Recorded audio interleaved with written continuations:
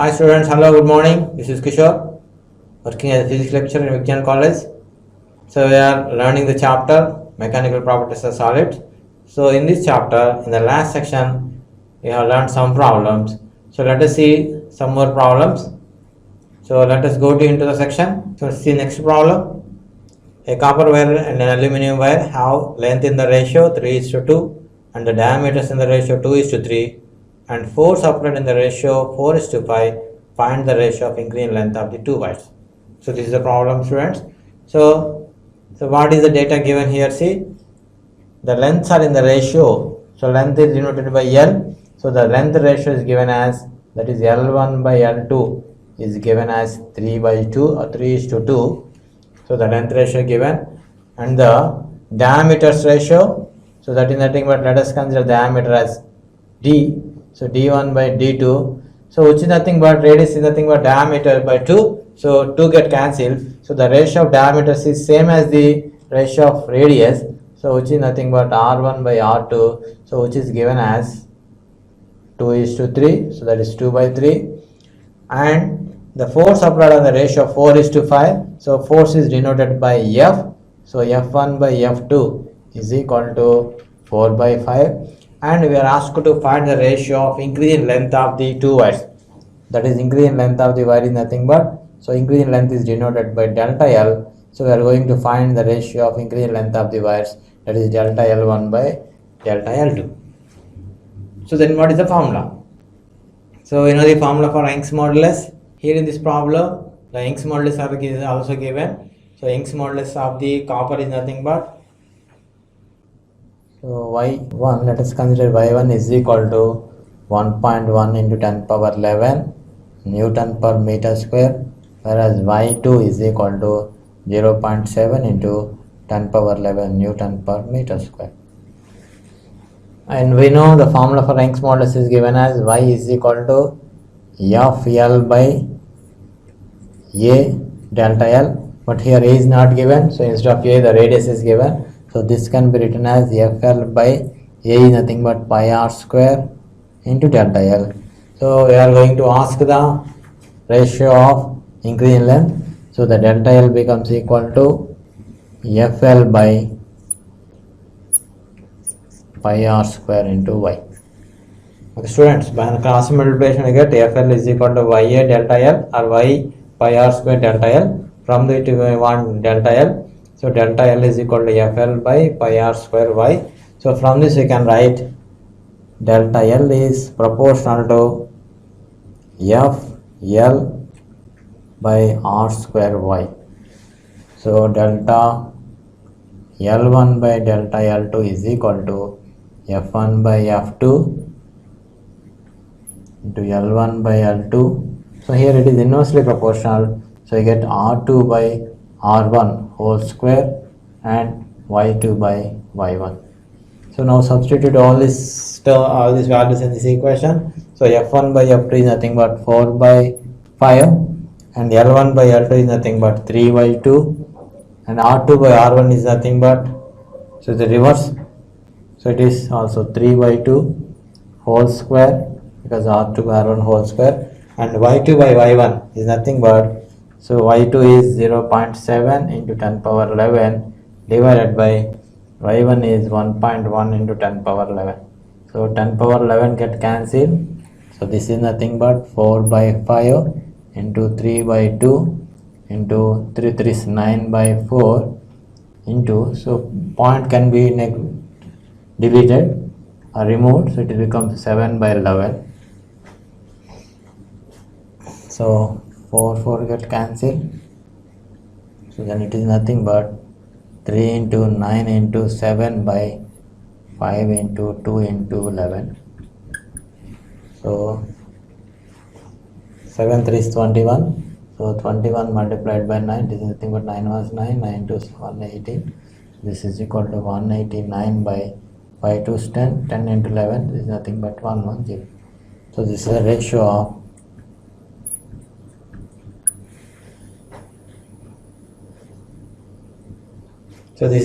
of change in length or increase in length. So in this problem, So let us see once again. So the data given is ratio of length is given as 3/2 and the ratio of diameter, which is also equivalent to ratio of radius, which is given as 2/3, and the ratio of forces are given as 4:5, that is 4/5. And we are asked to find the ratio of increase in length, that is delta L1 by delta L2. And the Young's modulus for the two wires is given as y1 is 1.1 into 10 power 11 Newton per meter square, and y2 is 0.7 into 10 power 11 Newton per meter square. And we know the formula for Young's modulus as y is equal to FL by A delta L. So since here A is not given, so because the radius is given, so instead of we are writing pi r square, so it is FL by pi r square delta L. So we are going to find the ratio of increase in length. That's why we are finding the formula for delta L. Delta is equal to FL by pi r square y. Thereby delta L is proportional to, here pi is a constant, so delta L is proportional to FL by r square y.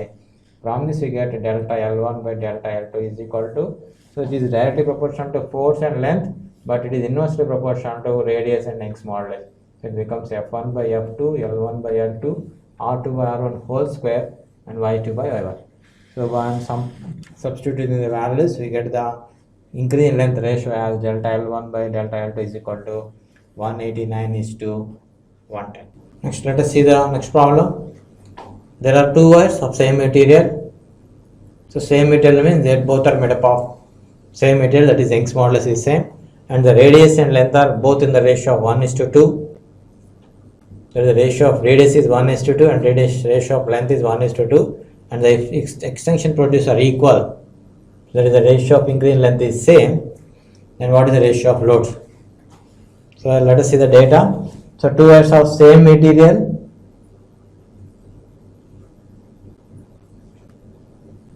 So two wires are made up of same material means the Young's modulus is same.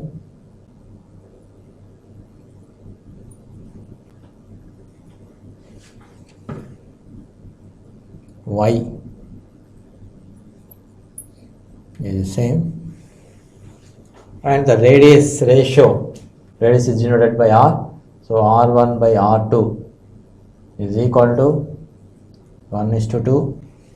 Radius ratio is 1:2, and the length ratio, length is denoted by L1 and L2, so L1 by L2 is also equivalent to 1:2, and the extension produced are equal. So in both the wires the increase in length is same, that is delta L1 in the first wire must be equal to delta L2 in the second wire. And what is the ratio of loads? So load is nothing but force, so we are going to find the ratio of force acting in the two wires.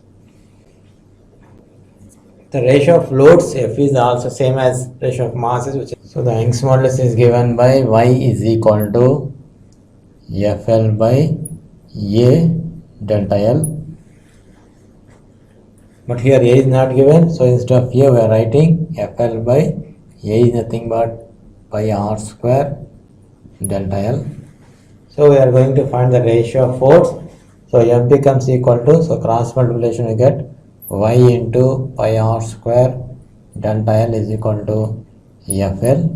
So F becomes equal to Y pi r square into delta L by L.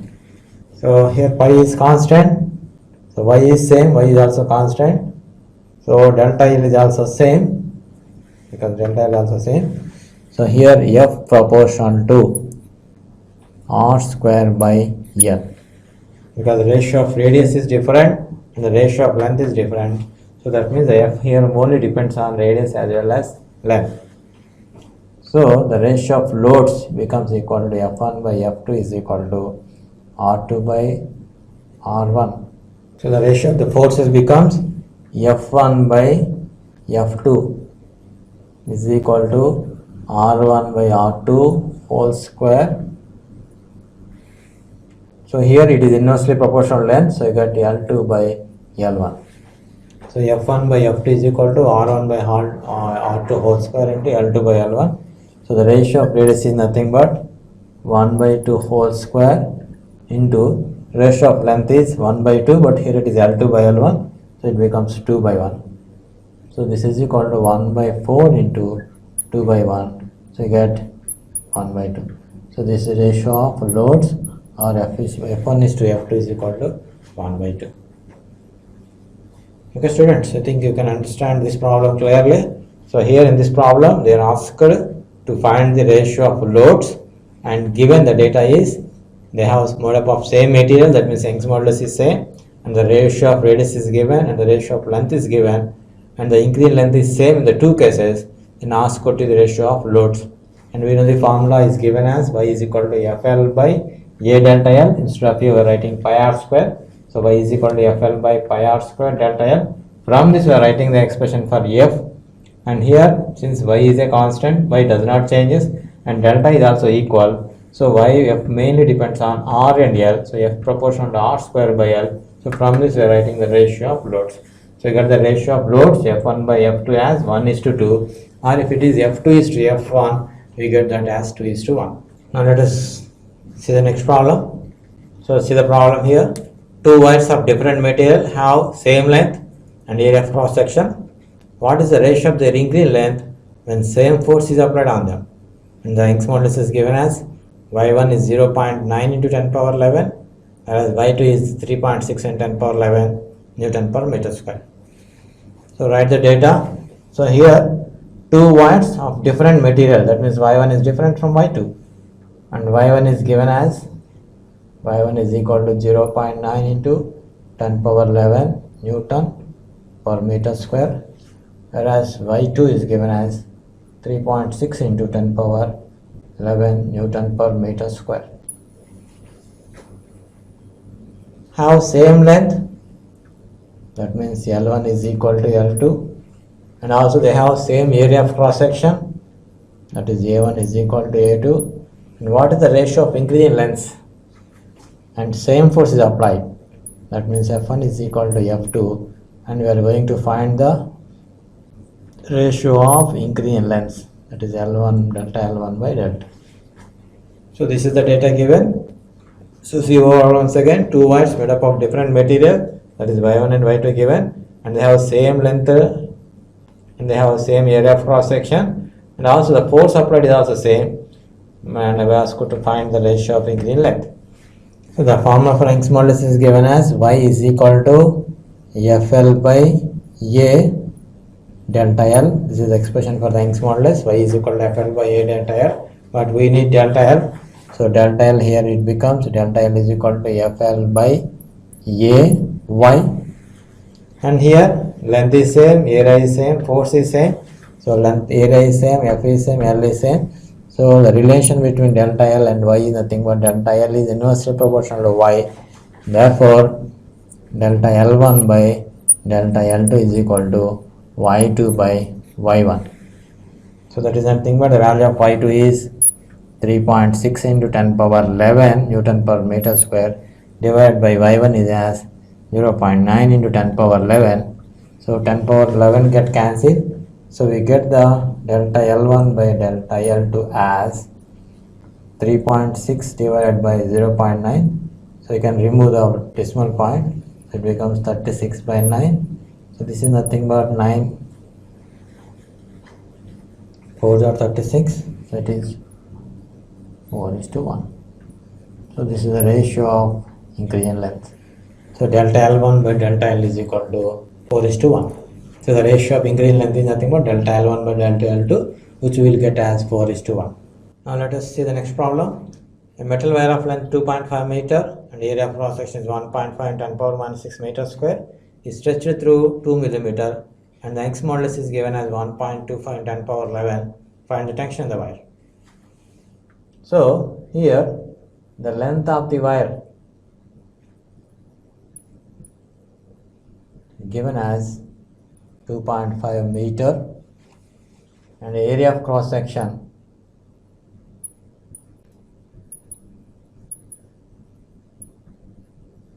area is given as 1.5 into 10 power minus 6 meter square. So the length is given as 2.5 meter, area is given as 1.6 into 10 power minus 6. Is stretched through 2 millimeter, that means the increase in length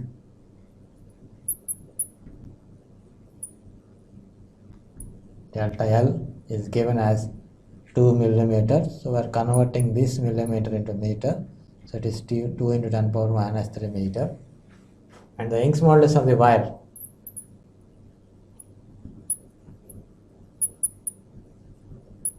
Young's modulus of the material is given as Y is given as 1.25 into 10 power 11 Newton per meter square, and we are asked to find the tension, that is nothing but force we are going to find. So this is the problem. So see the problem once again. So here the length of the wire is given as 2.5 meter and the area of cross section as 1.5 10 power minus 6 meter square. The increased length is given as 2 into 10 power minus 3 meters. So we are converting millimeter into meter. And the Young's modulus is given as 1.25 10 power 11 Newton per meter square. Then we are going to find the tension in the wire. So in the formula for Young's modulus is given as Y is equal to FL by A delta L. This is expression for Young's modulus. But here we have to find the force. So the formula for force becomes equal to F is equal to YA delta L by L. So here the Young's modulus is given as 1.25 into 10 power 11, whereas the area of cross section is given as 1.5 into 10 power minus 6, and the delta L, that is increased length, is given as 2 into 10 power minus 3 divided by the length is given as 2.5 meter. It is 2.5. So now simplify the powers first. So this is 10 power 11 and this is minus 6 and minus 3. So minus 6 minus 3 becomes 10 power minus 9. So it is 1.25 into 1.5 into 2 into 10 power 11 into 10 power minus 9 divided by 2.5. So here 1.5 into 2, it becomes 3. So this is equal to 1.25 into 3. So here you get 10 power minus 9. So you get here 10 square. 11 minus 9 is 2. So divided by 2.5. So now remove the decimal point. So here it becomes 12500 and here it becomes 25 by 10. So this is equal to 125 by 100 into 25 by 10. So 10 get into numerator into 3 into 10 square. Now let us go to the next problem. A 2 centimeter cube of some substance has its upper face displaced by 0.15 centimeter due to tangential force of 0.3 Newton. By keeping the lower face as fixed, calculate the rigidity modulus of the substance. So the side is given as 2 centimeter.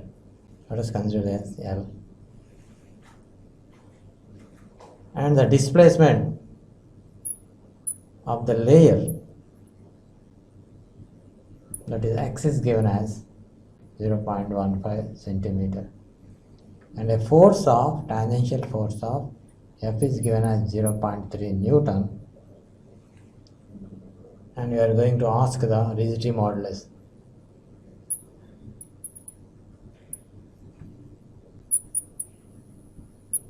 Which is eta. And we know the formula for rigidity modulus as eta is equal to FL by AX. So F is nothing but 0.3, L is nothing but 2 into, we are converting that into meter, divided by area is 2 square, that is 4 into 10 power minus 4 into X is nothing but 0.15 into 10 power minus 2. So this is 0.3 into 2 divided by 4 into 10 power minus 4 into 0.15. So 10 power minus 2 get cancelled. So on simplifying, we get the rigidity modulus as 1 into 10 power minus 4 Newton per meter square. This is the answer for rigidity modulus. So the expression for the rigidity modulus is given by eta is equal to FL by AX. That is the formula here. Now let us see the next problem.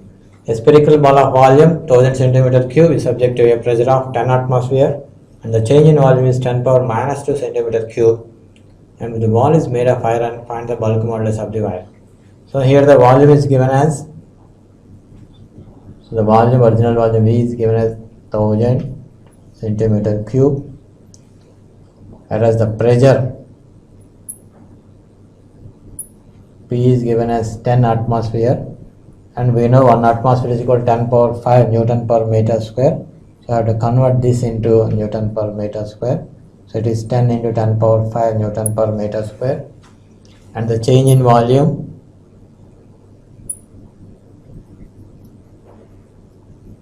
delta V is given as 10 power minus 2 centimeter cube, and we are going to find the bulk modulus of the wire,